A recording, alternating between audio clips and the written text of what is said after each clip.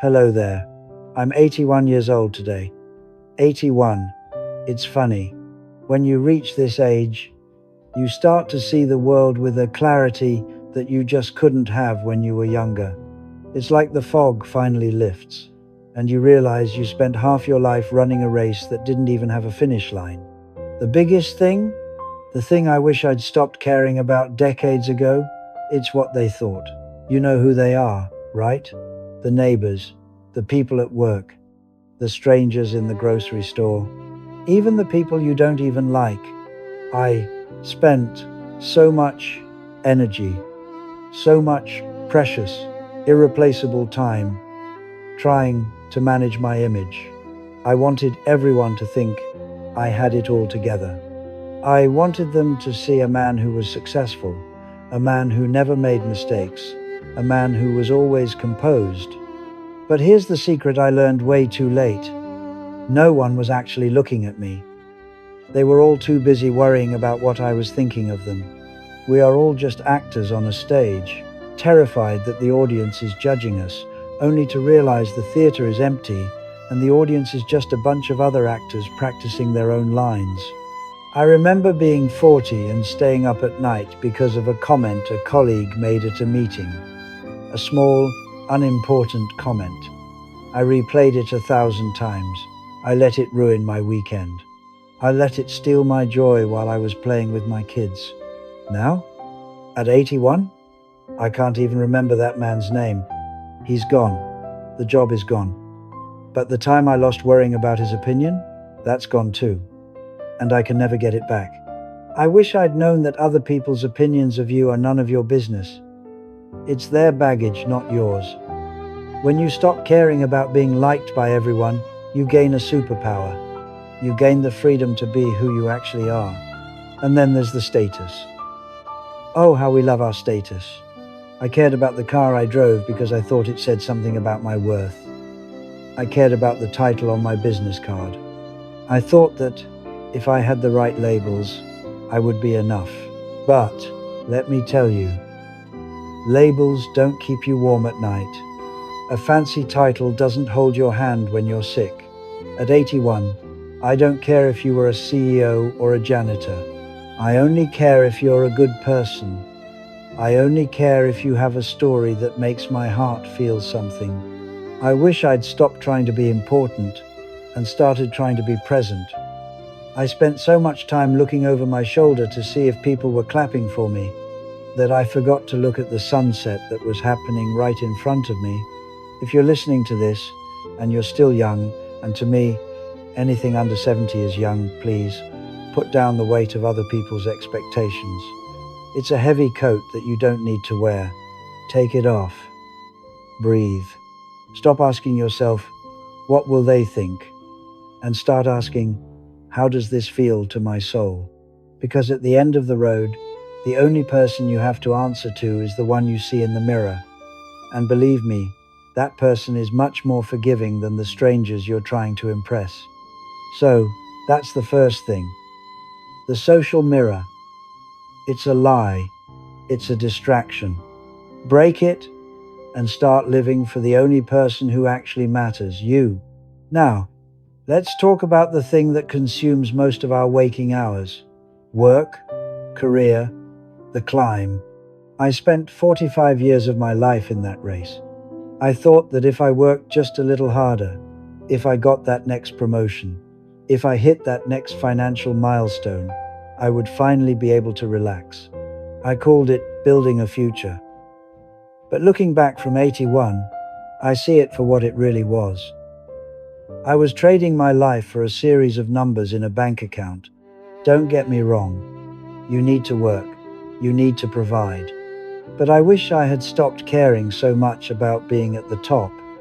I wish I'd realized much sooner that if I had died at my desk on a Friday afternoon, my company would have posted my job opening by Monday morning. My family, however, would have been broken forever. We give our best energy to organizations that view us as replaceable, and we give the leftovers, the tired, cranky, exhausted scraps of ourselves, to the people who actually love us. It is a terrible trade. I wish I'd stopped caring about being the star employee and started caring about being the star father or the star friend. And then there's the money. We are taught to chase it from the day we can talk.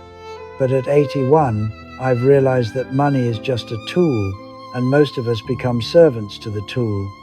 I spent so much time worrying about having more than I needed, more than I could ever spend. I wish I had stopped caring about accumulating things and started caring about accumulating moments. You can't drive a luxury car through the memories of your life. You can't take a big house with you into the silence of old age. The only things that stay with you are the experiences that made your heart beat faster, the trips you took, the laughter over a cheap dinner, the feeling of the ocean on your skin. Those are the real riches. While we're talking about money, we have to talk about the Joneses. You know who I mean. The neighbors with the new kitchen, the friend with the designer watch. I spent decades comparing my life to theirs. It's a sickness, really. Comparison is the thief of joy, and it's a thief that never gets full. When you compare yourself to others, you are comparing your behind-the-scenes footage with their highlight reel. You see their vacation photos, but you don't see their debt. You see their beautiful house, but you don't see the loneliness inside it. I wish I had stopped looking sideways and started looking straight ahead. I remember buying a house that was way too big for us, just because I wanted to show people that I'd made it. I spent the next 20 years stressing about the mortgage and the maintenance. For what?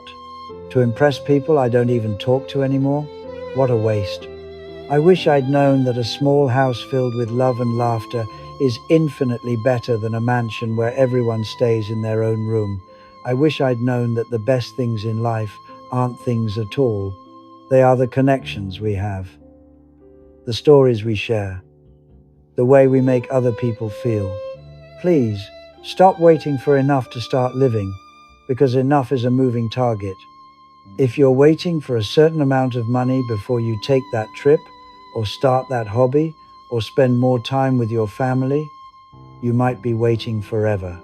At 81, I'd trade every dollar I have for one day of being 30 again, but with the wisdom I have now, I'd spend that day walking in the park, talking to my kids, and breathing in the air. I wouldn't check my email once. I wouldn't care about my bank balance. I would just be alive. The world wants you to stay in the race.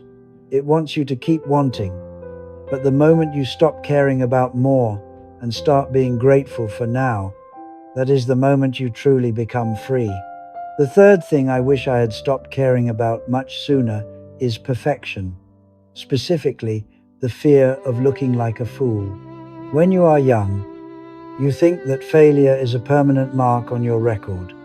You think that if you try something and you fail, the world will point and laugh, and you will never recover. So, you stay in your comfort zone. You take the safe path. You keep your head down. But from where I am standing now, I can see that the only true failure is not trying at all. I don't look back at my life and regret the times I fell on my face. In fact, those are the stories I tell with the most pride now. They are the moments I learned who I really was. What I regret are the doors I never opened, because I was too afraid of what people would think if I tripped on the threshold. I wish I had stopped caring about getting it right and started caring about getting it done. Perfection is just another word for procrastination. It is a cage that keeps your talents locked away from the world. If you want to paint, paint badly. If you want to dance, dance awkwardly. If you want to start a business, start it and let it be messy. At 81, I promise you, the sting of a mistake lasts a day, but the sting of what if lasts a lifetime. And while we are being honest, let's talk about our bodies. I spent so many years being critical of the man I saw in the mirror. I worried about my weight, the shape of my nose, the hair I was losing, the wrinkles that started to appear. I treated my body like an enemy that was failing me. What a fool I was. I wish I had stopped caring about how my body looked and started caring about how it felt. I wish I had thanked my legs for carrying me to the tops of mountains instead of complaining that they weren't muscular enough. I wish I had thanked my heart for beating through the stress and the grief instead of worrying about the grey hairs on my head. Your body is not a billboard for the world to look at. It is a vessel for your soul. It is the only way you get to experience the smell of rain, the taste of a peach, or the touch of a loved one's hand. Please, stop being so mean to yourself. One day, you would give everything you own just to have the strength and the health you have right now. Don't waste another minute hating the miracle that is your physical life. Finally, I wish I had stopped caring about the future so much. I spent a huge portion of my 81 years living in a time that didn't exist yet. I was always planning for the next thing, worrying about the next crisis, preparing for a someday that was always just over the horizon. But life isn't lived in the future. It isn't lived in the past. It is lived in the small, quiet space between your breaths. It's the steam rising from your coffee. It's the way the light hits the floor in the afternoon. It's the sound of someone you love breathing in their sleep. I used to think that life was about the big events, the weddings, the promotions, the grand achievements. But now I know that life is made of the in-between moments.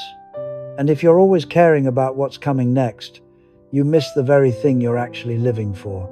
81 years has gone by like a heartbeat. I look at my hands and I wonder where the time went. But I'm not sad. I'm just awake. I finally understand what matters. It's not the house. It's not the title. It's not the bank account. And it's certainly not the opinions of people who don't know your heart. What matters is how much you loved, how much you laughed, how much you forgave, and how much you allowed yourself to be truly, authentically alive, even when it was scary. So, here is my parting gift to you. Take a deep breath. Right now. Feel that? That's life. It's a gift you didn't earn, and a gift you can't keep. Stop wasting it on things that won't matter when you're 81. Be brave, be kind to yourself, and for heaven's sake, stop worrying and start living. It is a beautiful world, and you are only here for a very short visit. Make it count. Thank you for spending a little bit of your precious time with me. Now, go out there and do something that makes you feel alive. Goodbye, my friend.